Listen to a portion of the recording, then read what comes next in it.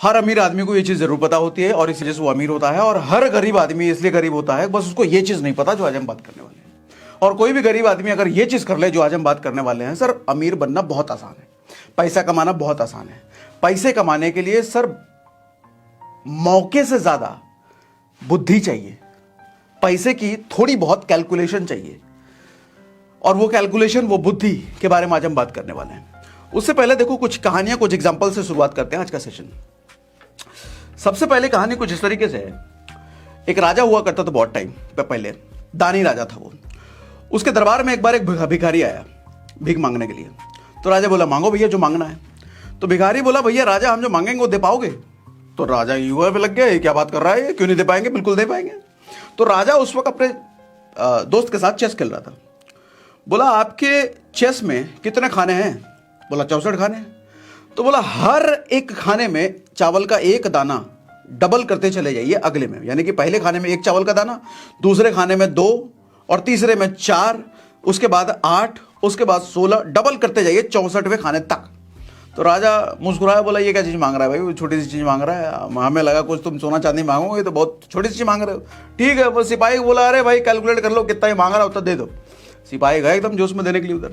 थोड़ी देर बाद सिपाही चिल्लाते आए, अरे राजा जी ये तो बहुत गड़बड़ हो गया, तो बहुत बड़ी चीज़ मांग ली इसने। बोला क्या मांग लिया? बोले जितना अन्न इसने मांग लिया ना, जितना चावल का दाना मांगा है सर, हमारे राज्य में तो छोड़ो, धरती पर आज तक उतना दाना नहीं हुआ। राजा की आंखें फटी रह गई। ये कंपाउंडिंग का जादू है सर, 64वें खाने तक। अच्छा ये कैसे हुआ, क्या कैलकुलेशन है इसका, अभी आगे बताता हूं। एक और सुनो। मान लो आप जब पैदा हुए होगे, माताजी ने, पिताजी ने 1 लाख रुपए आपके एफडी कर दिया होगा, सिंपल इंटरेस्ट के हिसाब से, 15% के हिसाब से मान लेते हैं, मानने में तो कुछ भी माना जाता है। और पिताजी समझदार थे, उन्होंने बोला कि पूरी जवानी पूरी जिंदगी इसको बताएंगे नहीं, ये जब रिटायर हो रहा होगा उस वक्त इसको बताएंगे, उस वक्त इसके काम आ जाएगी। 58 साल के आप हो चुके हो और परिवार में सब कुछ अच्छा है, सारी की हेल्थ वेल्थ सब कुछ ठीक है, माता पिता भी सब उसी टाइम हैं अभी। तब पिताजी आपको बताते हैं कि बेटा जब तुम पैदा हुए थे तो 1 लाख रुपए एफडी कर दिए थे 15% के हिसाब से, हालांकि 15% मिलता जुलता नहीं है एफडी में, एग्जाम्पल लिया मैंने सिंपल इंटरेस्ट के हिसाब से। और आज वो पैसा बन चुका है बढ़ करके 9,70,000 रुपए। तो आप खुश हो जाते हो, अरे वाह क्या बात है पिताजी, बहुत बढ़िया काम किया, तो 9,70,000 बैठे बिठाए मिल गए। जब आप पैदा हुए थे उसी दिन आपका एक दोस्त भी पैदा हुआ था। उसके पिताजी थोड़े फाइनेंस में ज्यादा समझदार थे, थोड़े से ज्यादा समझदार थे। उसने भी 15% के हिसाब से एक जगह पर डाल दिया था पैसा, लेकिन वो कंपाउंड इंटरेस्ट के पे कैलकुलेट हो रहा था। अब कंपाउंड इंटरेस्ट होने की वजह से सर आपका तो 9,70,000 बना ना, उसका मालूम कितना बना, वही 1 लाख रुपए, वही 15% के हिसाब से, बस कंपाउंडिंग हो रहा था वो। क्या लगता है 15 लाख, 20 लाख, 25 लाख?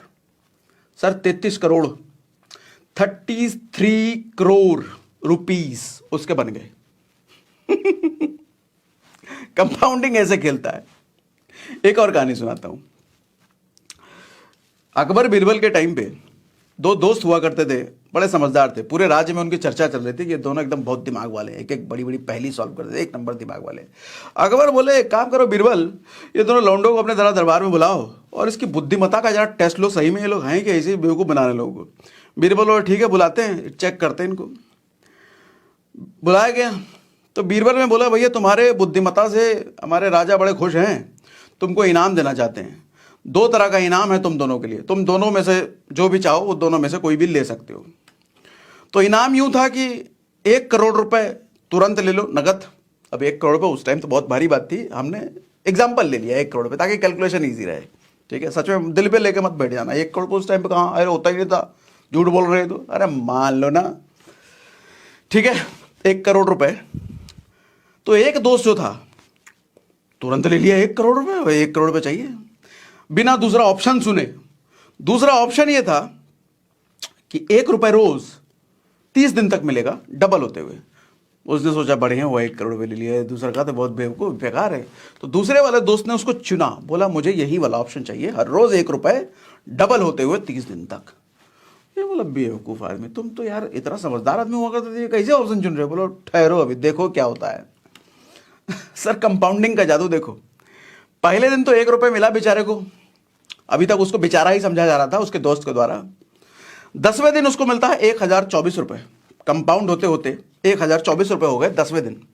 15वें दिन उसका पैसा हो जाता है 32,000 रुपए से ज्यादा। अब तक उसका दोस्त कह रहा है यार कौन चक्कर में फंस गए तुम, काहे ऐसा बेवकूफी किए, 1 करोड़ रुपए ले लेते तुम भी।